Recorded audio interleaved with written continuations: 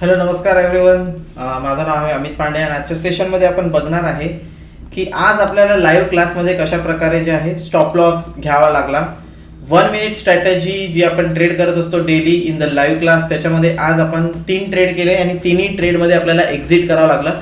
आणि एक्झिट करणं का इतकं इम्पॉर्टंट आहे हे मला तुम्हाला सांगायचं आहे की जस्ट इथे तुम्ही बघू शकता, जसं आपली 1 मिनिट स्ट्रॅटेजी म्हणते 9 वाजून 17 मिनिटाच्या कॅन्डलचा हाय ब्रेक झाला की तिथे आपल्याला एंट्री करायची आहे. तर इथे आपल्याला एक कॉल साईडला 9 वाजून 17 मिनिटाच्या कॅन्डलला एंट्री झाल्याच्या नंतर इथे आपल्याला एक स्टॉप लॉस आला. त्याच्यानंतर कॉल साईडला दुसरा ट्रेड आला नाही.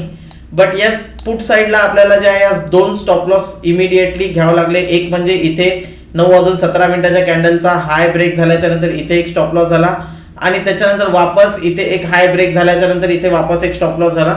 त्याच्यानंतर सेशन संपल्याच्या नंतर ऑलरेडी आपण जे रूल्स फॉलो करतो त्या रूल्सच्या नुसार आपण ऑलरेडी 3 ट्रेड केले होते.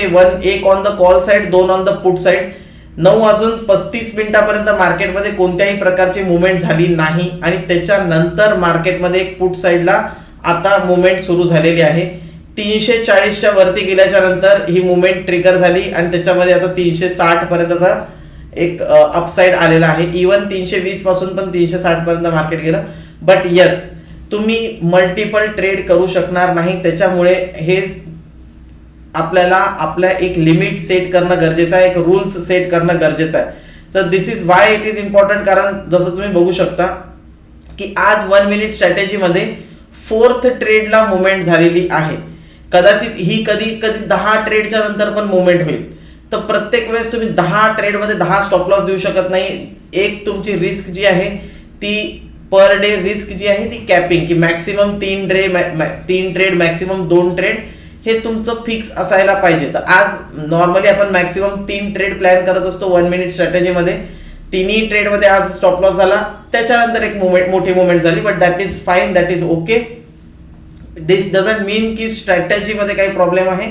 येस, बजेटचा दिवस आहे. बजेट आता अपकमिंग आहे, 2-3 दिवसावर बजेट आहे. प्रीमियम्स ऑलरेडी खूप जास्त आहे. तर त्याच्यामुळे मार्केटमध्ये जे आहे नॉर्मल बिहेवियर सारखा बिहेवियर राहणार नाही. तर थोडंसं त्याच्याबद्दल आपल्याला बघायचं आहे. And yes, we will see. उद्या सुद्धा 1 मिनिट स्ट्रॅटेजी इवन AI इंडिकेटरच्या मदतीने उद्या सुद्धा आपल्याला जे ट्रेड्स मिळतील त्याच्यामध्ये आपण प्लॅन करूया की कशा प्रकारे आपण ट्रेड करू शकतो. तोपर्यंत शिकत राहा, बघत राहा. See you again. Bye bye.